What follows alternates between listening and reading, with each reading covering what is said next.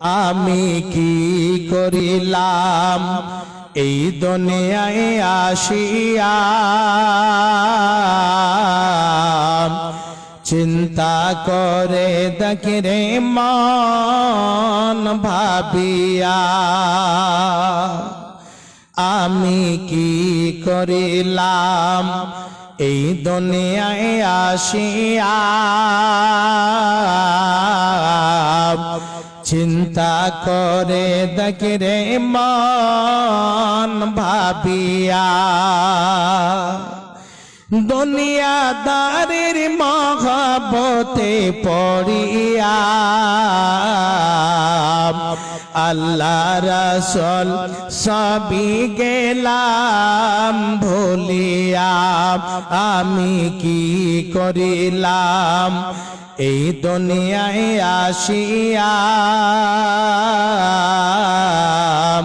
চিন্তা করে দেখে রে মন ভাবিয়া। বড় বাড়ি বড় ঘর রাখিয়া, 3.5 হাত জাগায় রবে পড়িয়া। কারবা বাড়ি কারবা ঘর কারবা কি, যেদিন তরে উড়ে যাবে প্রাণ পাখি। পাখি যখন পাখি দিয়া চলিবে, সোনার দেহ মাটিতে পড়ে রহিবে। আমি কি করিলাম এই দুনিয়ায় আসিয়া, চিন্তা করে দেখে রে মন ভাবিয়া। কুলের পাতা গরম পানি করিয়া,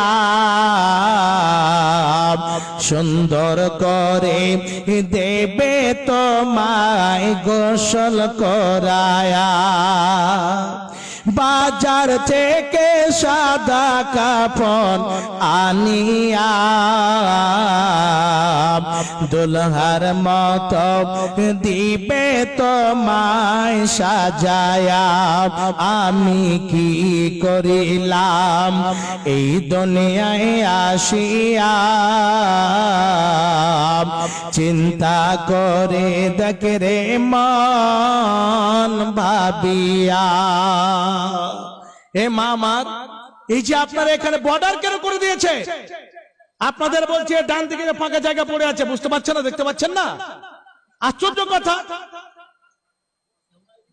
হ্যাঁ, মনে হচ্ছে জিলাপির দোকানে দাঁড়িয়ে গেছে।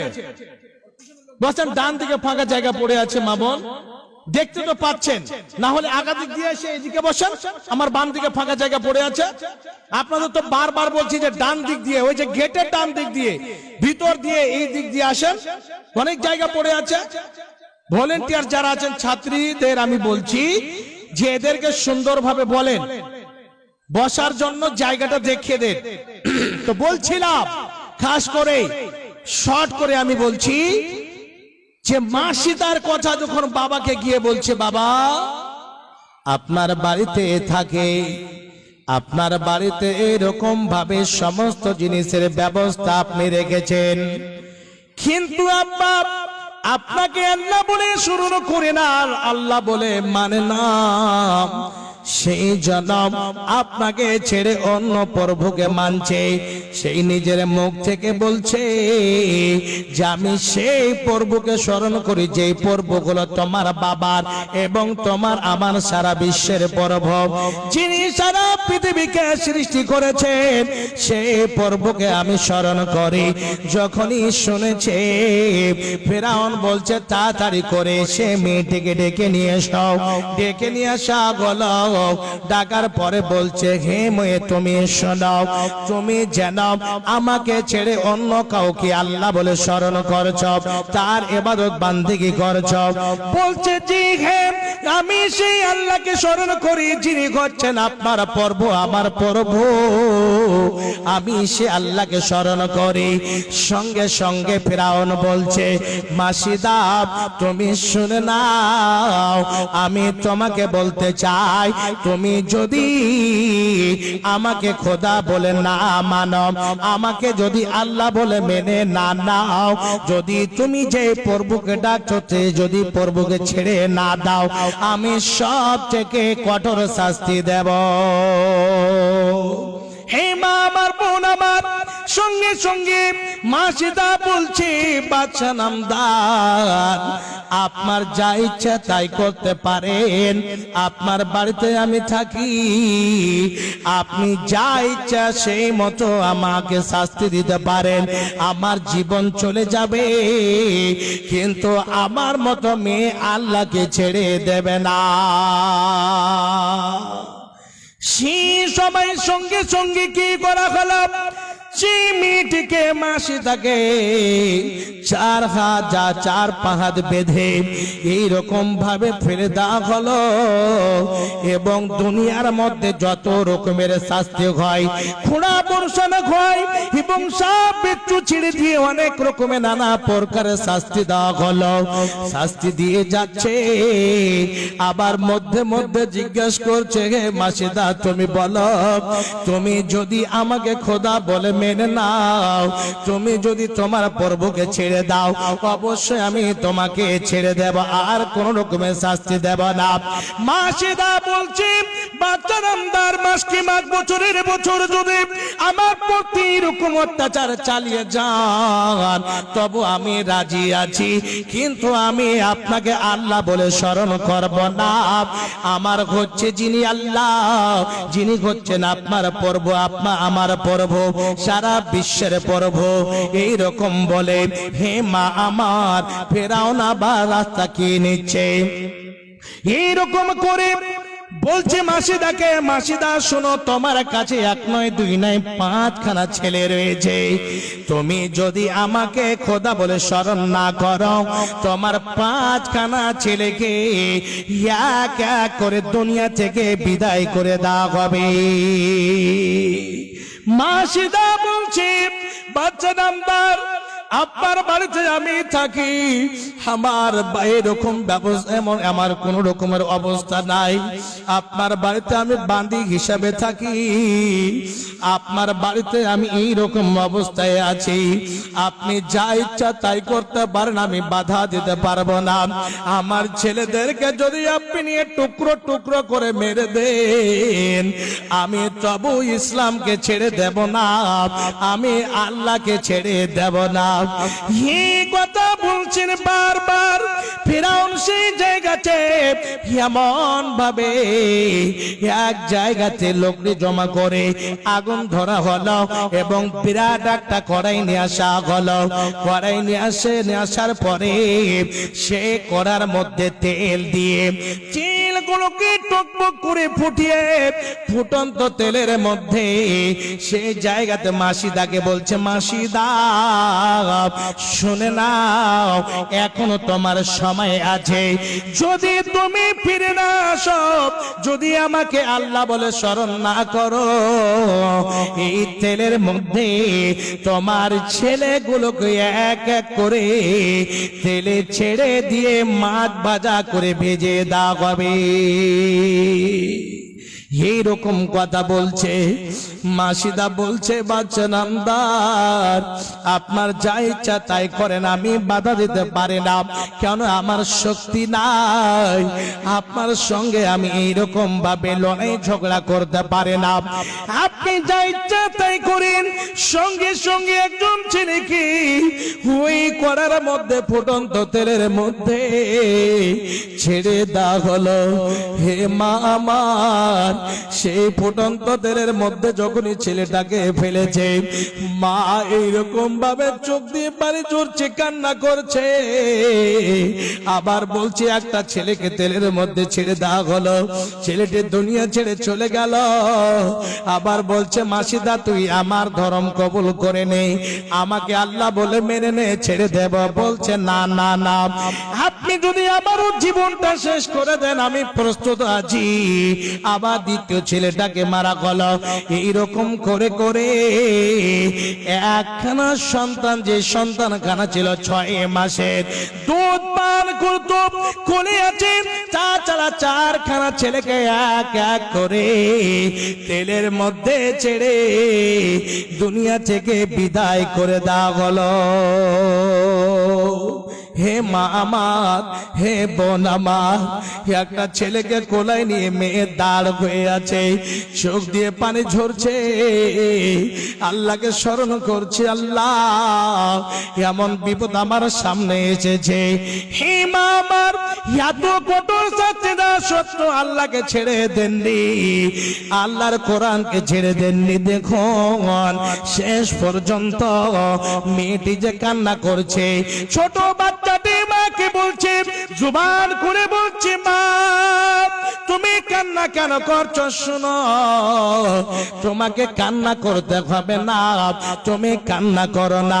কেননা আল্লাহ রাব্বুল আলামিন তোমার জন্য জান্নাত তৈরি করে রেখেছেন, বা তোমাকে আর কান্না করতে হবে না। হিমাবার সেই পর্যন্ত মেয়েটিকে, সেই কোলের ছেলেটিকে মেরে দেওয়া হলো, তেলে ফেলে দেওয়া হলো। সে হাড় হাড় গুড় গুলো, মাংস গুলো তেলের মধ্যে ভুঁজে দেওয়া হলো। হে মা আমার, শেষ পর্যন্ত মাসি তাকে দুনিয়া ছেড়ে বিদায় করে দেওয়া হলো। কিন্তু দেখুন আল্লাহর প্রতি তাওয়াক্কুল রেখে, আল্লাহকে অন্তরের মধ্যে জায়গা দিয়ে, খাস করে এতগুলো জুলুম অত্যাচার খাওয়া সত্ত্বেও আল্লাহকে ছেড়ে দেননি। এতগুলো জুলুম এসেছে, এতগুলো জুলুম করেছে, নিজের যে ছেলেগুলোকে 10 মাস 10 দিন ধরে পেটে রেখেছে, সেই ছেলেগুলোকে নিজের চোখের সামনে এইরকম ভাবে চির জনমের মতো বিদায় করে দেওয়া হয়েছে, কিন্তু আল্লাহকে ছেড়ে দেননি। হে মা আমার, বোন আমার, শুনে রাখুন, আল্লাহ রাব্বুল আলামিনকে কত সুন্দর করে স্মরণ করেছেন। এইরকম হিসাবে ফিরাউনের বিবি আসিয়া, এইরকম তার উপরে জুলুম অত্যাচার করা হচ্ছিল, জুলুম অত্যাচারের মধ্যে আল্লাহকে ছেড়ে দেননি, আল্লাহকে স্মরণ করছে। রাব্বি ইবনিলি ইনদাকা বাইতান ফিল জান্নাহ, আল্লাহকে তুমি আমার জন্য তোমার কাছে একটা জান্নাতের ঘর তৈরি করো, এবং ওয়ানাজ্জিনি মিন ফিরআউন ওয়া আমালি ওয়ানাজ্জিনি মিনাল কওমিদ যালিমিন। আল্লাহ গো, এই ফিরআউনের জুলুম থেকে আমাকে আব্বাতে দাও, এবং এই ফিরআউনের কওমদের জুলুম থেকে আব্বাতে দাও। এই রকম বলে আল্লাহকে আসিয়াও স্মরণ করেছে। হে মা আমার, যে কোনো বালা মুসিবত আসুক না কেন, যে কোনো বিপদ আসুক না কেন, জীবন গেল আল্লাহকে ছেড়ে দেবেন না। কারণ এই দুনিয়াটা হচ্ছে অল্প দিনের জন্য, পরকালটা হচ্ছে চির জনমের জন্য। তো মা আমার, খাস করে আপনাদের কাছে 1 মিনিটে একটা কথা বলি, চলে যাচ্ছি। খাস করে নবীজি এইরকম সুন্দর ব্যবস্থা আপনাদের জন্য নিয়েছিলেন। ঈদুল ফিতর এবং ঈদুল আজহাতে নবীজি বক্তব্য রাখছেন, আর বক্তব্য রাখতে গিয়ে মা বোন আমার, চলতে ফিরতে মুখের দ্বারা, হাতের দ্বারা অনেক আপনাদের গুনাহ হয়ে থাকে, গুনাহ করে বসে।